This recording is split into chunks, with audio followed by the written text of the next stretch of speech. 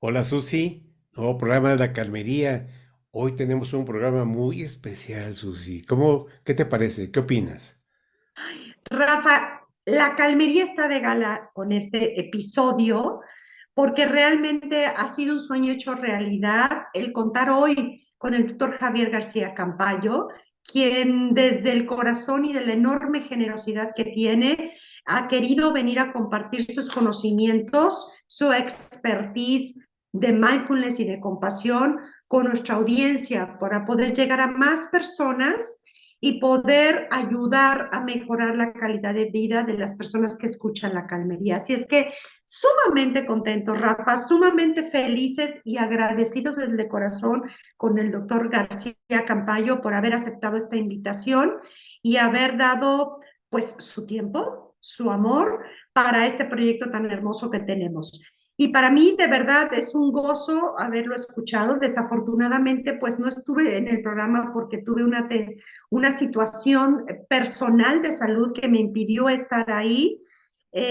Lo lamento muchísimo, pero ya lo vi, ya lo recorrí el programa, ya lo disfruté muchas veces y bueno, pues hacerle ver a nuestra audiencia que tenemos trabajando el valor de este programa y que suma a lo que hacemos en la calmería desde el mindfulness y la psicología positiva. Así es que los invitamos todos. Vengan y escuchen lo que el doctor García Campayo nos compartió en la calmería y aprendamos. Tengan una hoja, sean conscientes y trabajemos en la oportunidad de mejorar nuestro bienestar personal. Así es que vamos a escuchar al doctor García Campayo. Vamos a escucharlo, Susi. Hola amigos, estamos en un nuevo episodio de la Calmería. Desafortunadamente en esta ocasión no contamos con la presencia de Susana López Bustamante.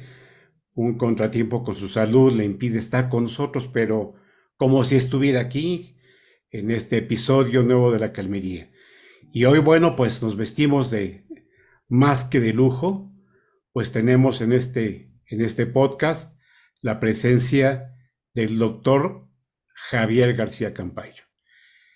El doctor García Campayo es licenciado en medicina por la Universidad de Zaragoza, donde realizó la tesis doctoral, cursó la especialidad de psiquiatría en el Hospital Clínico del Universitario de Zaragoza, ha escrito más de 20 libros y 25 capítulos de otros libros, dirigido más de 40 tesis doctorales, ha publicado más de 350 artículos científicos sobre psiquiatría y psicoterapia en diversas áreas, en las que se incluyen mindfulness y compasión. Ha desarrollado protocolos propios de los que existen programas de formación con mindfulness, compasión basada en los estilos de apego, aceptación, de construcción del yo, y ha estructurado el conocimiento actual sobre sueños lúcidos, realizando investigaciones sobre el tema. Desde el año 2013, el doctor García Campayo es director del máster de la Universidad de Mindfulness en la Universidad de Zaragoza, primer máster sobre el tema en una universidad de habla hispana y sus las publicaciones se han traducido a 4 o 5 idiomas más: inglés, francés, portugués y chino. Bueno, pues está con nosotros el doctor Javier García Campayo. Javier, es un placer que estés aquí con nosotros. Algunas Muchas palabras gracias, para la Rafael. audiencia de la Calmería, Javier, para introducirnos. Nada, pues muchas gracias, Rafael, por la amable invitación y encantado de estar con las personas que nos escuchan y de debatir sobre temas apasionantes como puede ser mindfulness, compasión o lo que quieras hablar. Sí, Javier, bueno, pues en esta ocasión habíamos pensado hablar de compasión enfocada a población joven. Y tú sabes, Javier, que en este mundo actual los jóvenes la están pasando muy difícil. Sí. Ansiedad, depresión, estrés y otro tipo de padecimientos mentales muy complicados. Y bueno, pues eh, creemos que la compasión es una buena opción, una inmejorable herramienta para la población joven, que en este mundo, en mi país, las cosas están muy difíciles para ellos, oportunidades de empleo muy limitadas, violencia familiar, drogadicción, alcoholismo, todo lo que tú sabes, violencia intrafamiliar. Entonces, Javier, bueno, para dar inicio, yo te quisiera preguntar esto. En el mundo actual, Javier, ¿Cómo se puede cultivar la compasión en población joven? Muy bien, yo creo que primero tendríamos que empezar hablando un poco de la compasión. La compasión es una cualidad que se considera sublime en las tradiciones meditativas, ¿no? Por esta grandeza que tiene, ¿no? Es la capacidad de darse cuenta del sufrimiento, tanto de los demás como de uno mismo, y también el compromiso de intentar disminuir. ¿Eh? ¿Por qué es útil la compasión? Porque nos va a facilitar la conexión con los demás, nos va a facilitar disminuir el sufrimiento que nosotros mismos nos producimos muchas veces por la interpretación que hacemos de la realidad, ¿no? Entonces, esto sería muy sencillo, ¿no? La compasión en población joven. Yo creo que es especialmente pertinente la pregunta porque, por ejemplo, la población universitaria, ¿no? Tan abundante, ¿no? En el país, en México, en España, etcétera, se considera que es un sector de población que tiene de los peores niveles de calidad de vida, peores niveles de funcionamiento psicológico, más estrés, ansiedad, etcétera, las poblaciones universitarias. Pero en general, ya no solo los universitarios, sino toda la población joven, como bien dices, pues está sufriendo mucho malestar por la dificultad de incorporación al mercado laboral, por los problemas que acechan al mundo y que preocupan, ¿no? Se ha hablado de la ecoansiedad, es decir, la no sostenibilidad ecológica del sistema, del planeta, hace que muchos jóvenes sean muy conscientes de todo eso y teman qué va a ocurrir en los próximos 30, 40, 50 años, ¿no? Entonces, ¿cómo cultivar la compasión? La compasión se entrena, por tanto, se pueden hacer formaciones, cursos sobre este tema y muchas universidades o muchas instituciones, muchas organizaciones también, laborales, empresas, etcétera, están empezando a ofertar cursos, formaciones de mindfulness y de compasión. Yo creo que este sería el primer aspecto, ¿no? La posibilidad de que se pueda ofertar esta formación, en especial para jóvenes que van a tener mayores niveles de malestar psicológico, pero junto a el entrenamiento que se puede ofertar estaría el modelado. Es decir, las personas que interactúen con jóvenes, por ejemplo, en la universidad o los profesores universitarios, en las organizaciones, los trabajadores, los directivos, los mandos intermedios, etcétera, etcétera, tendrían que poder personificar, encarnar la compasión. Esta forma de aprendizaje, de modelado, los padres, por supuesto, ¿no? Los padres que tienen hijos, etcétera, si de alguna forma encarnan la compasión, ese es el modelo clave, ¿no? Porque van a ser ellos mismos quienes vean la importancia, la utilidad para el bienestar de desarrollar compasión, de entrenar la compasión, y esto va a facilitar que los jóvenes puedan hacerlo. Porque en general los jóvenes no son tan conscientes de su sufrimiento, no buscan tanto ayuda para formación en mindfulness y compasión. Pasará lo mismo en México. Aquí lo que vemos en Europa es que la mayor parte de la gente que se forma en mindfulness y compasión tienen 35, 40 años. No son jóvenes estrictamente. Es Así decir, es. hace falta una especie de haber sufrido, de experiencia de la vida, como para buscar el refugio, el consuelo que producen mindfulness, compasión y estas técnicas de crecimiento personal. La gente joven de 20, 25 años está en otra cosa, los adolescentes ya ni hablamos, ¿no? Están en otra cosa, están descubriendo el mundo, están con otras preocupaciones, ¿no? Entonces, yo creo que estos dos aspectos serían clave. Primero, que las personas que están en contacto con ellos encarnen, sean conocedores de la compasión, la practiquen, la representen.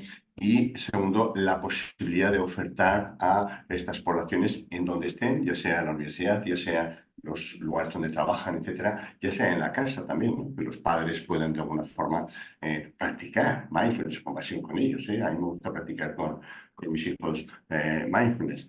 Eh, que de alguna forma tengan la posibilidad de entrenarse, de recibir esta formación.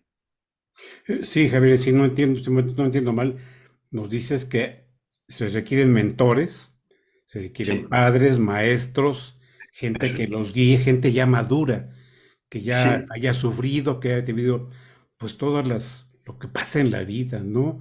Todos los eso problemas, es. las circunstancias complicadas y alegres que pasan en la vida, ¿no? Ah, no, por Todo lo que supuesto, sí. forma la experiencia humana, Eso gente es, ya eso muy es. formada, ya muy madura, que los Sí. guíe, ¿no, Javier? Sí, sí, exactamente, ¿no? Porque lo que dice la experiencia es que en los cursos, en los grupos, en las formaciones de compasión y de mindfulness, no abunda la gente joven, no abunda. Los que espontáneamente van a buscar esta formación suelen tener 40 años o más, 35 años o más, no son gente de 20 años, 25 años. ¿Por qué? Sí, Por lo que les decía, ¿no? Los jóvenes están a otras cosas, a otras preocupaciones, ¿no? sí, O tienen claro. un modelo donde sea que les permite ver la importancia de la compasión, que les oferta la formación y compasión, etcétera, o si no, es más difícil para ellos acceder a todo Poco a esto, ¿no? poco irlos formando, Javier. El que como Poco a poco irlos formando. poco a poco irlos formando, sí, sí, porque poco a poco vayan conociendo personas que encarnen la compasión y de esta manera que ellos vean la utilidad, la necesidad, el interés, ¿no? De la formación y compasión. Javier, ¿y cómo se pueden generar entornos compasivos para esta población? Pues yo creo que este es un compromiso que tenían que tener efectivamente las instituciones, ¿no? Lo que más mejora la salud psicológica de las personas son aspectos como sentirse queridos, sentirse conectados, sentirse pertenecientes a un grupo que no sea excluyente, ¿me explico? No, este es mi grupo y es diferente y mejor que otro grupo. No, simplemente tener ese sentido de pertenencia, esa humanidad compartida, que es uno de los elementos clave de la compasión, digamos, la facilitación de la comunicación humana. En este momento se sabe que uno de los factores que más correlacionan con la buena salud psicológica son relaciones interpersonales valiosas, significativas, de confianza. Personas que practiquen la compasión son muy capaces de poder ofrecer ese tipo de relaciones, ¿no? Entonces, la forma de generar esos entornos siempre pasa por lo mismo, porque las personas que están en esos entornos practiquen y encarnen la compasión. En el entorno familiar, pues los padres, ¿no? Que practiquen y encarnen. En el entorno de la universidad o del estudio de los colegios, que sean los profesores, ¿no? Quienes practiquen compasión y la encarnen. Y en el entorno más del trabajo, de las organizaciones, que sean los directivos, que sean los jefes, los mandos intermedios, quienes se preocupen por la compasión. Ahora hay todo un movimiento en las organizaciones, en las empresas, buscando el directivo, el ejecutivo, el jefe compasivo. Es Ujú. decir, un jefe que no solamente se preocupe por los objetivos de la organización, de la empresa, sino que se preocupe también por los objetivos y los intereses de los empleados e intente aunar los intereses del trabajador con los intereses de la empresa, que no sean excluyentes, que no sean incompatibles, ¿no? Yo creo que Ujú. todos hemos vivido cómo hemos tenido que renunciar a muchas cosas de nosotros para tener éxito en el trabajo, para conseguir los objetivos de la empresa, hipotecando nuestros deseos más profundos, ¿no? Hay toda una corriente en el sentido de que los objetivos vitales, los valores de la persona no deben ser incompatibles, no deben ser diferentes a los de la institución, ¿no? Tiene que haber una corriente que los unamos. Ujú. Javier, mira, en los entornos escolares se da mucho el bullying, ¿no? Se da mucho Sí, maestros que no saben, que son violentos, que a veces no cuidan a sus alumnos, los sí. critican constantemente. ¿Cómo puede ahí la compasión entrar en estos entornos tan complicados?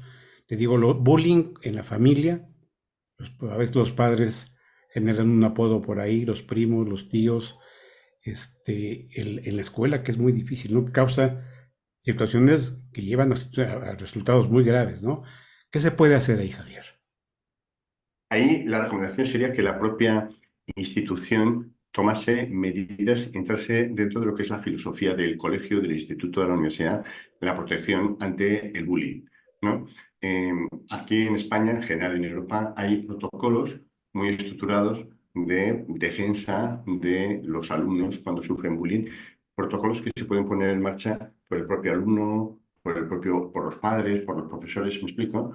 Es decir, en Sí. el momento que se sospecha que se está haciendo bullying a un alumno, tanto profesores como padres como el propio alumno puede intervenir y pedir que se aplique ese protocolo y entonces ese alumno se investiga a ver cuáles son las relaciones que está teniendo con otras personas.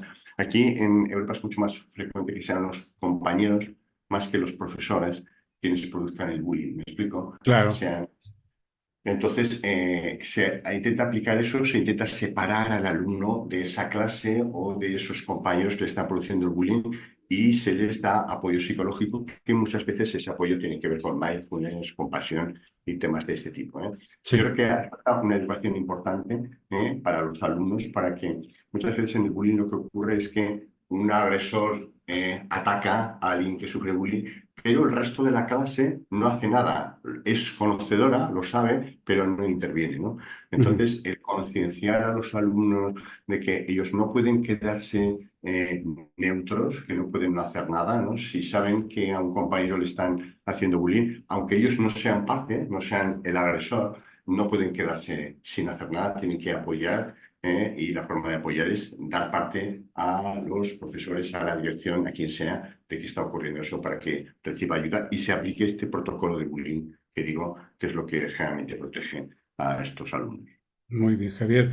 Oye, y en el caso de los padecimientos mentales, de los que hablábamos hace un momento, depresión, ansiedad, estrés, ¿cómo la compasión puede ayudar a resolver esto en esta población, Javier? La compasión se ha demostrado que es muy eficaz en varios aspectos, por ejemplo, todo lo que tiene que ver con la culpa, con la vergüenza, con el perfeccionismo, con la autoexigencia. Digamos que estos aspectos están muy relacionados tanto con la depresión, por ejemplo, la culpa. Todos sabemos que en psicoterapia, cuando una depresión se cronifica, muchas veces los psicoterapeutas van buscando la culpa, ¿no? O la vergüenza, etcétera, ¿no? La ansiedad está muy relacionada con la autoexigencia, el perfeccionismo, ¿no? La necesidad de éxito, de hacerlo todo bien, Ujú. etcétera. La compasión trabaja bien estos temas, ¿no? Permite ser lo que uno es, que no tenga que estar cumpliendo las expectativas de otras personas, ¿eh? Nuestro modelo, por ejemplo, que está basado en los estilos de apego, lo que te permite es ver cómo esas relaciones que mantuviste con tus padres o tus cuidadores en los primeros años de vida están modulando, estás repitiéndolas y es como te relacionas con los demás. Poder ver todo eso, poder de alguna forma darte autocompasión, hace que uno no necesite, no se convierta a sí mismo en su mejor amigo. Siempre vamos a estar con nosotros, debemos ser nuestros mejores amigos y por tanto disminuye esos sentimientos de culpa, de vergüenza, de perfeccionismo, etcétera. Con lo cual la vida transcurre de forma más sencilla y no hay Ujú. tanta tendencia a la depresión y a la ansiedad y por supuesto al estrés, que es la base de todo eso. Muy bien, Javier. Oye, Javier, y eh, desde el punto de vista de los padecimientos mentales, ¿cómo consideras que debemos de enfrentar lo que está pasando con la tecnología, el uso de la tecnología excesivo en los jóvenes, Mm, el uso de las redes sociales, algunas sí. redes sociales muy en específico, TikTok, por ejemplo, o algunas otras que les están, o los juegos, el uso de juegos, ¿no? Que pues, Claro. incita a la violencia, que a veces los jóvenes se encierran, que dejan de comer, de todo lo que está pasando. Ahí la compasión interviene, Javier. Ahí la compasión interviene. Ahí yo creo que uno de los aspectos importantes, y es un debate que está habiendo en muchos países, ¿no? Aquí en Europa y otros países se está planteando cuál es la edad adecuada para que los adolescentes tengan acceso al móvil. Sí. Se plantea que igual con 14 años no es, hasta los 16 igual no es.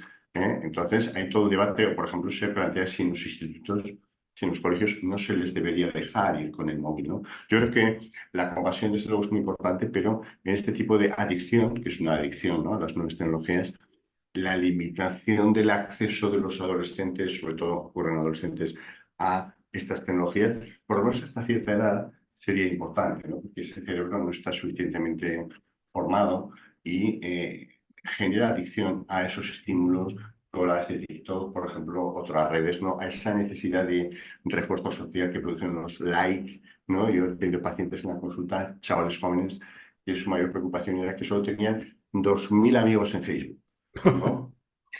Y sin embargo, otros amigos tenían 5.000, otros amigos reales tenían 5.000 y entonces compiten, etcétera. Es todo loco, porque eso no son amigos, eso es un mundo en paralelo que no existe, ¿no? Entonces, la compasión yo creo que puede ser útil, pero ese tipo de adicciones necesitan un control por parte de los padres y por parte de las instituciones, porque los padres solos muchas veces no pueden hacer nada. porque no solo son sus hijos, son los amigos de sus hijos, todo el colegio, todo el instituto, ¿no? Yo creo que tiene que haber un compromiso del Estado, de los colegios, de las universidades, para prohibir el acceso en el colegio, en la universidad, etcétera, y también a nivel social para prohibir el acceso hasta cierta edad, etcétera, ¿eh? Pero por supuesto la compasión va a ser útil ahí, aunque haría falta algunos elementos más. Y ahí los padres tienen un papel importantísimo, ¿no, Javier? La casa es fundamental, ¿no? La casa es fundamental, lo que los chavales van a hacer, van a ser de mayores, sobre todo lo aprenden en el colegio, en casa. Sí. No es el único sitio, el colegio por supuesto también, ¿no? Y los profesores, pero yo diría que los padres y la casa son el 80% por lo menos de lo que van a aprender, ¿no? Entonces, si los padres no están enganchados a redes sociales, si los padres son más capaces de, por ejemplo, comer sin utilizar nunca el móvil mientras comemos, ¿no? O de hacer actividades y de estar hablando sin tener el móvil encima de la mesa, ¿no? Tener unos horarios, por ejemplo, el móvil no utilizarlo por la noche, ¿no? No dejar el móvil en el cuarto del dormitorio. Este tipo de cosas que además se pueden hacer con pasión, con cariño, ¿no? Con comprensión y con diálogo con los hijos, eso va a ser muy potente, ¿no? Entonces, los padres son el referente, son el modelo y hay que dedicar tiempo a los hijos. Eso también es complejo en este mundo que los padres tienen que trabajar los dos y además trabajar a veces muchas horas, o por ejemplo grandes ciudades como las que vivís, ¿no? Rafael, como donde vives tú, el desplazamiento entre el trabajo y la casa también consume mucho tiempo, ¿eh? Yo vivo en una ciudad en Zaragoza que, bueno, es relativamente pequeña, tiene 700.000 habitantes. No pierdes mucho tiempo en desplazarte, eso está bien, ¿no? Pero en Madrid o Barcelona uno puede estar una hora yendo al sitio, otra hora volviendo. Es muy difícil conciliar la vida familiar con el trabajo. Imagínate en la Ciudad de México, bueno, yo no sé cuántos millones son ya en este Claro, momento en la zona metropolitana, pero son muchos millones, son, no sé, claro, no quisiera regar una cifra en este momento, Javier, pero en la Ciudad de México, hay unas ciudades de México como Guadalajara, Monterrey, Puebla quizá, la gente se traslada, tarda mucho tiempo en trasladarse de un lugar a otro, y claro. aquí en México, Javier, bueno, pues se da otro tipo de violencia en este momento. Hay mucha violencia, muchos feminicidios, hay problemas muy difíciles que están afectando mucho a la sociedad y que están impactando a los jóvenes. Sobre todo la violencia, Javier, está siendo muy fuerte y eso Claro, está pegando en la población infantil y juvenil, que están por claro, ahí en algunas ciudades mexicanas viviendo ataques de los narcotraficantes. Muy complicado, Javier, claro. desgraciadamente.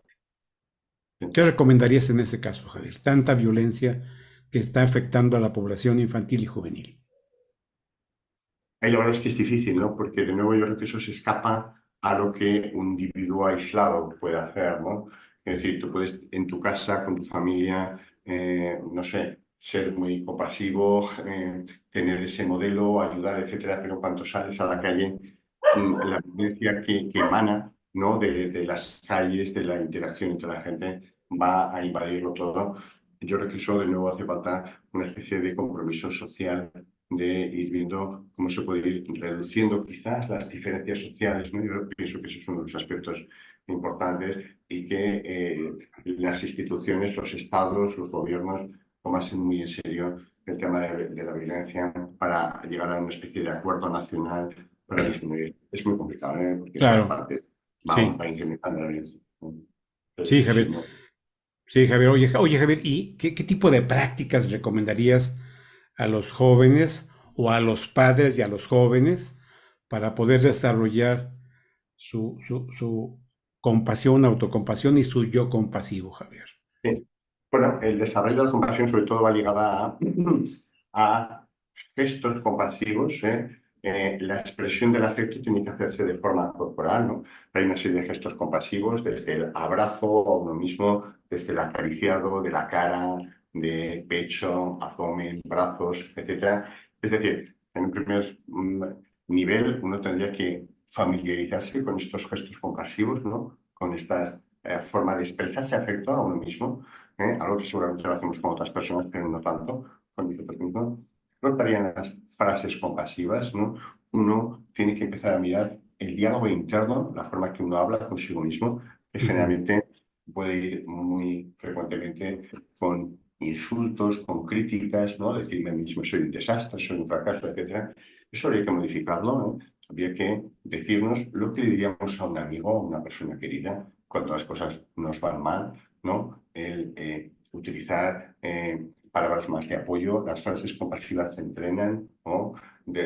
Con frases del tipo, esto se pasará, tienes que cuidarte, esto te ha producido sufrimiento, en este momento tienes que dejar pasar el tiempo, ojalá puedas estar mejor, puedas sentirte bien, etcétera. En fin, insisto, si uno no sabe qué decirse a sí mismo, la compasión siempre genera frases pensando en qué necesito ahora para sentirme mejor o qué necesito ahora para sentirme bien, ¿no? Sería lo que tendría que decirme ahora que estoy mal para poder sentirme mejor, ¿no? Entonces, las prácticas serían sobre todo gestos compasivos, gestos cariñosos y frases compasivas hacia uno mismo. Esto sería lo principal y eso genera lo que llamamos el afrontamiento compasivo. Es decir, cuando las cosas van mal, cuando las cosas no salen como nosotros queremos, en vez de insultarnos, criticarnos, etcétera, cambia ese discurso por un discurso cariñoso, compasivo, con gestos compasivos, etcétera. Esa sería la práctica principal. Es lo que yo recomiendo a todo el mundo que haga por lo menos una vez a la semana en la situación que más sufrimiento le haya producido esa semana. Cuando Ujú, peor le haya ido, cuando las cosas no han salido como uno ha querido, que lo reviva y utilice gestos compasivos, frases compasivas. ujú. Javier, ¿cómo guiar a los padres para hacer esos gestos compasivos hacia los hijos?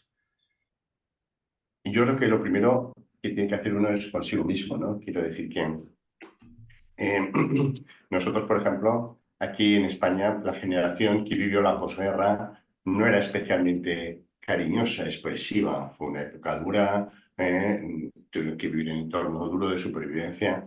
No así no es la generación de nuestros padres, de mis padres, por ejemplo, ¿no? No eran especialmente cariñosos, compasivos, ¿no? Porque la vida había sido dura. Eh, Sin embargo, los hijos hemos podido, si nos hemos formado, nos ha interesado el tema de compasión, etcétera, aprender todo ese modelo, ¿no? Aprender la importancia del afecto, de mostrar el afecto, del cariño, etcétera. Entonces, si nosotros los padres, yo tengo hijos, ¿no? E intento expresar ese afecto a nivel físico, corporal y también a nivel verbal, ¿no? Siendo cariñoso, demostrativo con ellos. Creo que, como decíamos antes, si los padres pueden expresar y pueden encarnar esa visión compasiva, ese mundo compasivo, eso modela el funcionamiento de los hijos, ¿no? Entonces yo veo que las nuevas generaciones, no solo mis hijos, sino hijos de amigos, gente que conozco, etcétera, en general son mucho más cariñosos, mucho más compasivos, porque los padres han entendido la importancia de la expresión del afecto, ¿no? Entonces yo creo que la única forma es que los padres nos demos cuenta y demos a la compasión toda la importancia que tiene, primero con nosotros mismos, siendo afectuosos y cariñosos con nosotros mismos, y de forma natural, yo siempre digo que si uno está bien, de forma natural va a irradiar el bienestar, pero si uno está mal, lo único que puede dar a los demás es malestar, no hay otra cosa. Claro. Javier, ¿y no crees que ahora en la etapa post pandemia se ha dado también ya mucho el afecto, el tanto que se necesitó? Ahora como que hay ya un impulso para darnos afecto, para reconocernos como seres humanos, tanto adultos como jóvenes, ¿no, Javier? Exactamente, ¿no? Yo creo que efectivamente la pandemia fue un momento que nos permitió reflexionar a todos, nos permitió conectar con lo que es nuestro sentido de la vida, etcétera, ¿eh? Y eso yo creo que nos ha permitido tener otra visión, pero efectivamente distanció las relaciones interpersonales, ¿no? Hizo que nos pudiésemos comunicar menos, acercarnos menos, etcétera. La salida de la pandemia, y yo pienso que está siendo un momento muy positivo porque la gente está reencontrándose, ¿no? Está valorando la importancia de las relaciones interpersonales. Mucha gente se dio cuenta de la soledad que realmente tenía, que igual no era tan evidente, ¿no? Los estados, aquí, por ejemplo, en Europa se está viendo cómo son mucho más conscientes de la soledad, por ejemplo, de las personas mayores, de los ancianos. Eso quedó muy patente en la pandemia, ¿no? Y empieza a haber programas, concienciación social para intentar disminuir todo eso, ¿no? Sí, Javier. Javier, ¿y qué podríamos decirle a los jóvenes? ¿Qué pueden esperar de la compasión de ellos? ¿Qué les diríamos? de la compasión puedes esperar específicamente esto? Yo creo que de la compasión podemos esperar específicamente tener mayor bienestar, ser más felices, tener una sensación de mayor sentido de la vida. La compasión no solamente va a hacer que uno se trate mejor a sí mismo, se quiera mejor a sí mismo, sino que va a querer, va a sentir más los problemas de los demás, va a tener más deseo de ayudarlos. La compasión es muy prosocial. Entonces, en un mundo con tanto sufrimiento como tenemos actualmente, el cultivo de la compasión, no solo por parte de la juventud, sino por parte de la población en general, va a hacer que este mundo cambie, va a hacer que este mundo no sea tan egocéntrico, no sea tan de sálvese quien pueda, sino que uno pueda cambiar la mirada y preocuparse más por el bienestar de todos, ¿no? Vivimos en una aldea global.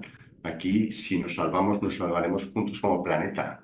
No se Claro. salvarán unos países sí y otros no. Una parte de la población sí y otro no, ¿no? Es muy necesario desarrollar esa cohesión, esa sensación de humanidad compartida. Toda la humanidad somos un país, Ujú. somos una sociedad, somos hermanos y tenemos que intentar salvarnos todos juntos, ¿no? En estos momentos difíciles. Sí, Javier. Javier, pues mira, yo te quisiera pedir, ¿nos podrías dar algunos consejos prácticos, algunas recomendaciones para los padres que están escuchando este podcast, para los adolescentes que van a escucharlo, la población joven en general? ¿Qué nos podrías recomendar, Javier? En relación a la compasión, yo lo que recomendaría a los padres es ser muy conscientes de la compasión, ¿no? Es decir, que pongan como prioridad el ser muy afectuosos, cariñosos, demostrar afecto a sus hijos. No, no es un tema menor, no, es un indicador de la calidad de la relación, ¿no? El Ujú. poder ser, el desterrar la ira, el enfado, el intentar entender a los hijos y a las otras personas en general, ¿no? Poder ver lo que en algunas tradiciones meditativas se llama la joya. Es decir, aunque haya personas que nos caigan mal, aunque haya personas que parece que podamos criticar, intentar darnos cuenta de que cuando vemos algo negativo en otra persona, en parte estamos haciendo una proyección nuestra. Claro. Es decir, algo nos está diciendo a nosotros mismos. Y todos los seres humanos son, ya lo dice la tradición cristiana, hijos de Dios, ¿no? En la tradición oriental se habla de que todos tenemos la naturaleza de Buda. Es decir, todos los seres humanos tenemos una joya, todos los seres humanos tenemos la grandeza de ser humanos e intentar ver siempre eso, ¿no?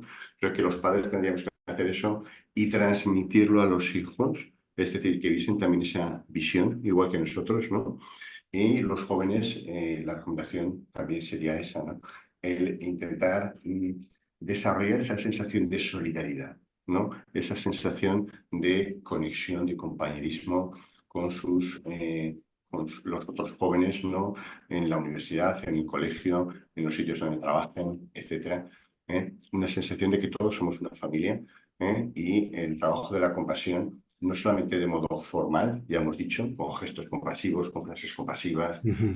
y todos los aspectos positivos de los demás, sino también de modo informal, es decir, en el día a día, en las relaciones con las personas, el intentar ver cómo podemos ayudar a disminuir el sufrimiento de los demás. Es decir, que de alguna manera, sin contagiarnos, porque la idea no es contagiarse del sufrimiento de los otros, no, Claro. sino la idea es, cuando seamos conscientes del sufrimiento, de una forma generosa, pensar cómo podemos nosotros ayudar a disminuir el sufrimiento de los demás, ¿no? Que sea como una especie de compromiso por el bien del mundo, ¿no? Así Esto es, es Javier. una grandeza increíble. Muy bien. Javier, y ahora, ¿qué recomendaciones le darías a los directores de escuela, a los académicos en relación con la compasión y los jóvenes? ¿Qué deberían de cuidar ellos?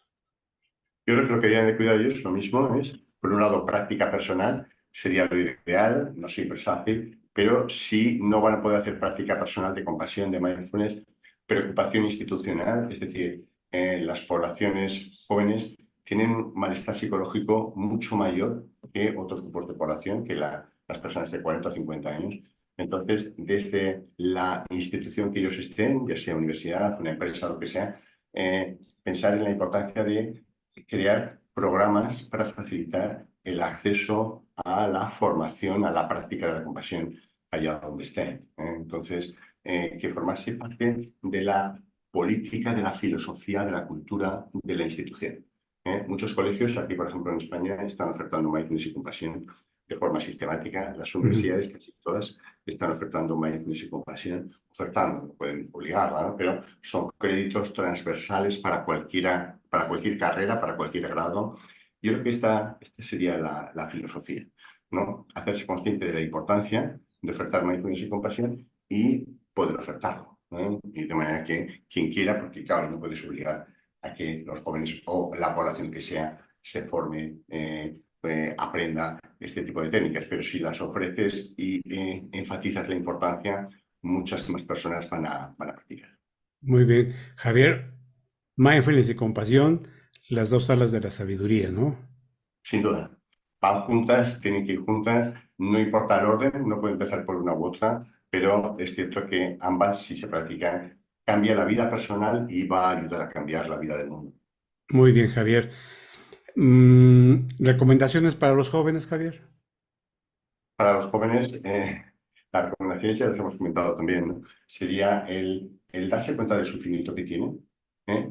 Es decir, la compasión sería eso, hacerse consciente de mi sufrimiento, del sufrimiento de los demás, y el deseo de disminuir ese sufrimiento será lo que nos lleve a intentar la práctica de la compasión y de mindfulness, ¿no? Compasión y mindfulness serían como el remedio, ¿eh? Pero para eso uno tiene que hacerse consciente del sufrimiento, por lo que, insisto, mucha gente no es consciente, mucha gente que tiene una depresión, que tiene una ansiedad, está mal, pero no se da cuenta de que está mal. Sigue mal. Hasta que no Sí, cae del todo y recibe algún tipo de tratamiento y mejora, no se da cuenta de lo mal que estaba. Cuando mejora, dice qué mal estaba y qué mal estaba durante claro. meses, años, ¿no? Entonces, yo la invitación para la gente joven es darse cuenta de que son población de riesgo, de que el mundo que vivimos es muy complejo y que ellos van a tener más estrés que otros grupos de población, y cuando noten ese malestar, que pidan ayuda. La ayuda no Ujú. tiene ni siquiera que ser una psicoterapia o un apoyo psicológico, sino la propia práctica de la compasión, la propia formación en mindfulness y compasión,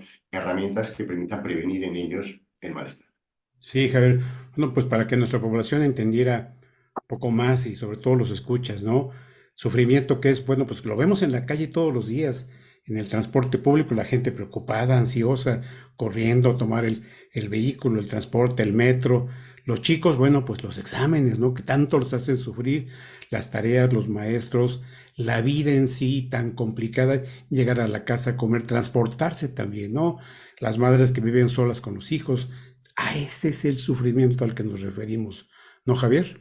Ese es el sufrimiento al que nos referimos. Continuamente en el día a día está presente, y por eso nuestro compromiso debería ser el poder disminuir, ¿no? El poder Aliviarlo. comprometer.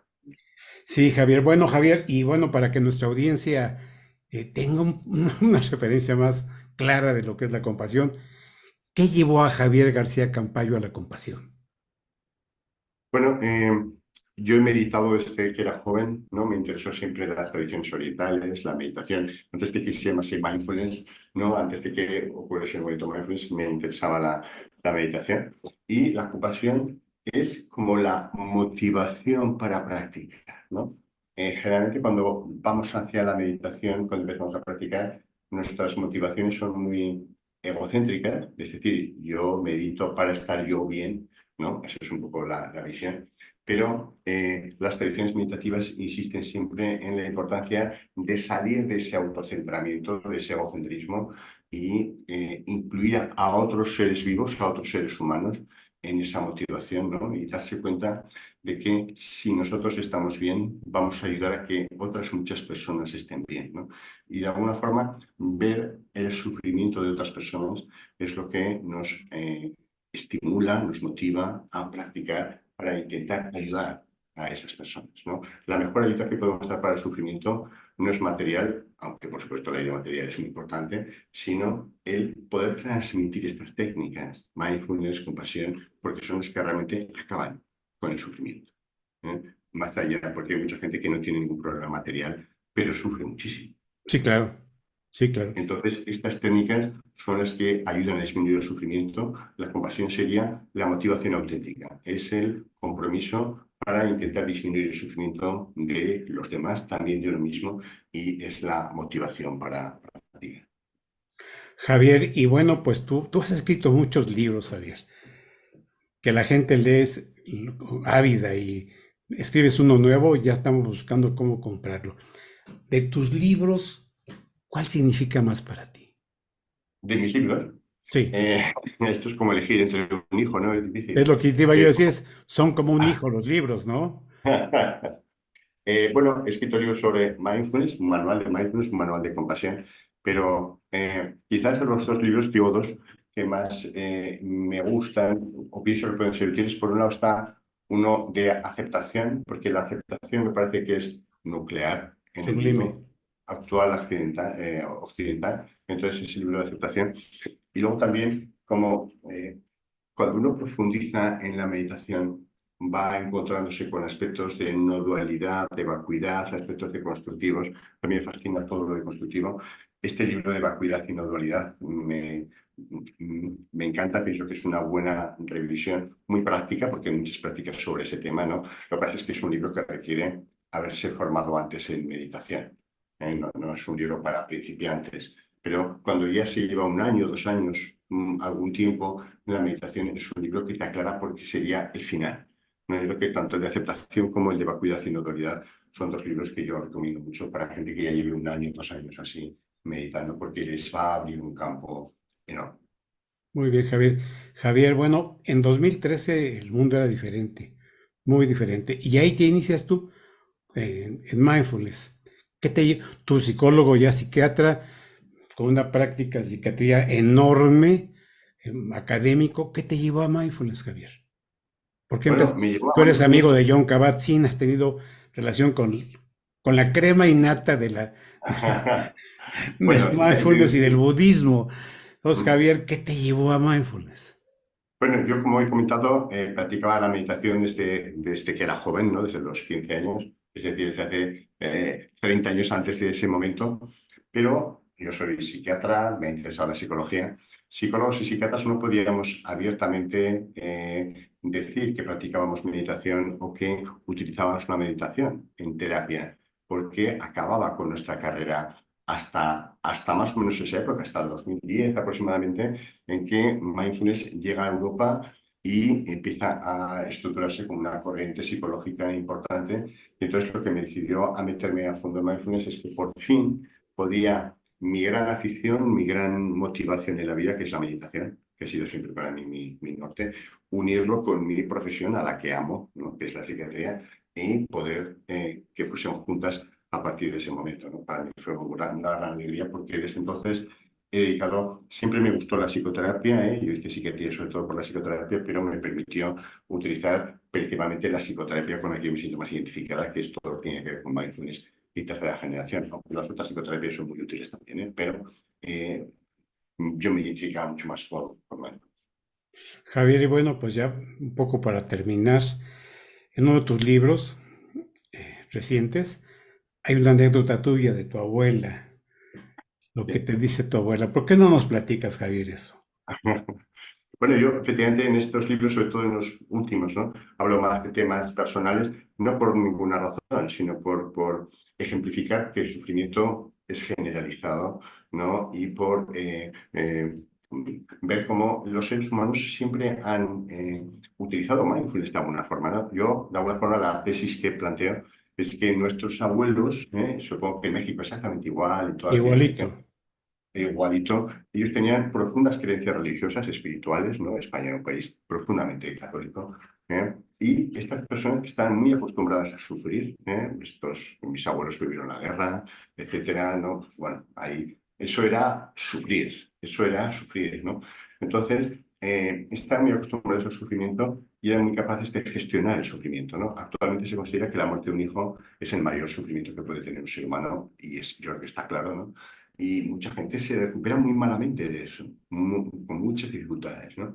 Entonces yo comentaba que en aquella época mi abuela, como otra, no como a mi abuela como un ejemplo de nada, sino como una representante de la generación, ¿no? Tuvo 9 hijos y se le murieron 4. Eso era lo habitual entonces, tener muchos hijos, no había sistemas anticonceptivos y que se te muriesen unos cuantos, eso era lo habitual. Y yo me acuerdo con 15 años o así, que ya me interesaban mucho los temas de psicología y psiquiatría, preguntarle a mi abuela, abuela, ¿cómo pudiste soportar tanto sufrimiento? 4 hijos muertos, 4 hijos muertos, ¿no? Y mi abuela, insisto, como representante de toda la generación, dijo, hijo mío, era la voluntad de Dios. Es decir, el sufrimiento tenía un sentido, sus creencias tan profundas daban un sentido al sufrimiento, y Claro. cuando tiene un sentido, el sufrimiento es mucho más fácil de soportar. Era la voluntad de Dios. Y enseguida el aspecto positivo, que es uno de los elementos clave de la aceptación profunda. No solamente uno no se queda enganchado en lo negativo, sino que puede ver lo positivo. Y dijo, agradecida a Dios, no enfadada con él, agradecida a Dios de que me dejase 5 hijos. ¿Qué más podía pedir? Este es. Impactante, Javier. Claro, con profundas creencias espirituales, ¿no? A mí también me impactó, que yo ya Sí, muy necesitaba. impactante, claro. Claro, esto es, ¿no? Esto es la aceptación, esto es la resiliencia, esto es la reinterpretación positiva de sucesos vitales negativos. Esta sabiduría de toda la generación, insisto, no es porque fuese mi abuela, esa sabiduría es lo que permitía vivir en un mundo hostil como era entonces y que hemos perdido actualmente. Hemos perdido. Ahora parece que todo tiene que salirnos bien, parece que la culpa de todo la tiene el gobierno, quien sea, alguien tiene la culpa. No, no, el mundo es así, el mundo es Así es. sufrimiento, el mundo es así. Y tenemos un cerebro muy complicado, Javier. Claro. Sí, sí, sí. Pero bueno, no hay que perder la esperanza y hay que seguir practicando mindfulness y compasión y iremos viendo qué ocurre, ¿no? Así es, Javier. Bueno, pues mira, yo quisiera tenerte aquí hablando mucho porque tú aportas demasiado a estos temas. Pero bueno, se trataba de que habláramos de compasión para población joven. Agregamos algunos temas. Javier, qué gran episodio nos has regalado. Javier, Ujú. pues La Calmería es un podcast que se enfoca a la psicología positiva y a la atención plena. ¿Algo que quisieras decir de psicología positiva en relación a la compasión? Bueno, yo creo que la compasión va muy ligada y la psicología positiva efectivamente está muy ligada a mindfulness y compasión. Para mí una de las prácticas más potentes de la psicología positiva es el agradecimiento. Yo invito a la gente a que desarrolle el agradecimiento. La historia de mi abuela es similar. Ujú. Agradecí a Dios que me dejase 5 hijos. Este es el tema. En la vida va a haber momentos difíciles, va a haber sufrimiento, porque la vida es sufrimiento. Hay momentos muy buenos, la vida es maravillosa. Entonces hay que agradecer todas las cosas buenas que nos pasan y también las malas, porque las malas pueden ser convertirse en un motivo de crecimiento, de aprendizaje, de Claro, mayor Javier. comprensión.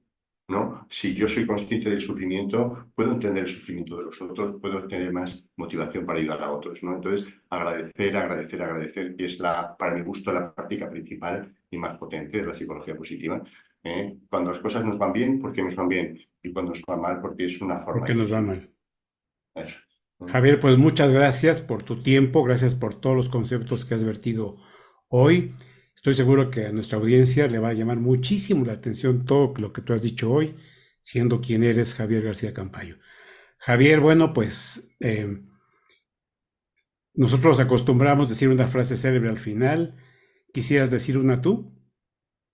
Una frase célebre, no sabría qué decir, ¿no? Pero mira, traeré una frase de Santa Teresa de Jesús, una gran santa cristiana española, tal que decía, muy en relación con todo esto, ¿no? Ella decía, se le atribuye por lo menos esa frase, sabes que nunca sabes, se sabe exactamente sí, pero se le atribuye, ¿no? Que un santo triste es un triste santo. Es decir, que la importancia de la alegría, hablamos de psicología positiva, creo que alguien que está conectado con mindfulness, con la compasión, con lo espiritual, es alegre, es feliz, porque este mundo es increíble y tenemos que estar agradeciendo continuamente la maravilla de estar vivo. Por eso la invitación sería esa. Nunca estén tristes aunque las cosas vayan mal, ¿no? Un santo triste es un triste santo. No, tenemos que ser fuente de alegría, de comunicar ese agradecimiento, ese bienestar a nuestro entorno, aunque vamos a tener que sufrir porque forma parte de la experiencia de la vida. Muy bien, Javier. Bueno, pues yo también tengo una frase por ahí que dice lo siguiente: si quieres que otros sean felices, practica la compasión. Si quieres ser feliz, practica la compasión. Si tú quieres ser feliz. Esta frase es de Dalai Lama y la tomé de un libro que se llama Práctica de Compasión, de un autor que se llama Javier García Campayo. De tu libro, Javier. Javier, pues muchas gracias. Mira, Un la gran abrazo, calmería, Rafael. la calmería es un espacio. Nosotros tenemos una frase, un lema. La calmería, tu espacio para entrar en calma. Y bueno, Javier y audiencia, este fue un episodio más de La Calmería con esta presencia extraordinaria del doctor Javier García Campaño, quien desde Zaragoza estuvo con nosotros hoy, Zaragoza, España. Javier, gracias por los conceptos, gracias por tu tiempo, gracias por tu sabiduría y por tanto que le has aportado a la humanidad. Gracias. Muchas gracias, Rafael, por tus amables palabras, por tu invitación y gracias a la Calmería por este espacio, por este tiempo compartido y espero que nos sigamos viendo en el futuro. Un abrazo a todos. Gracias. Chao. Hasta la próxima. Susi, caray, qué gran regalo nos acaba de dar el doctor García Campayo, los conceptos, lo que nos acaba de decir, sus experiencias personales, las recomendaciones. Caray, qué gran hombre, una persona hecha y derecha, con absoluta humildad y grandes conocimientos, como lo caracteriza siempre, ¿no? Me encantó, Rafa, me encantó tenerlo con nosotros porque no nada más tuvimos al experto, al gran estudioso de mindfulness y compasión, sino tuvimos una charla maravillosa con el ser humano. Sí. Con el ser humano que no pierde su modestia, su humildad y el contacto con lo que es la vulnerabilidad. Y creo que eso es lo que nos hace sentirnos identificados con sus pláticas, con sus videos, con sus charlas. Así es que infinitamente agradecida por haber contado con él y por favor sígalo en sus datos, en sus redes que estaremos compartiendo aquí en La Calmería para que como Rafa y yo, pues también ustedes se vuelvan fans del doctor García Campaño. Susi, nuevo programa de La Calmería. Hasta la próxima.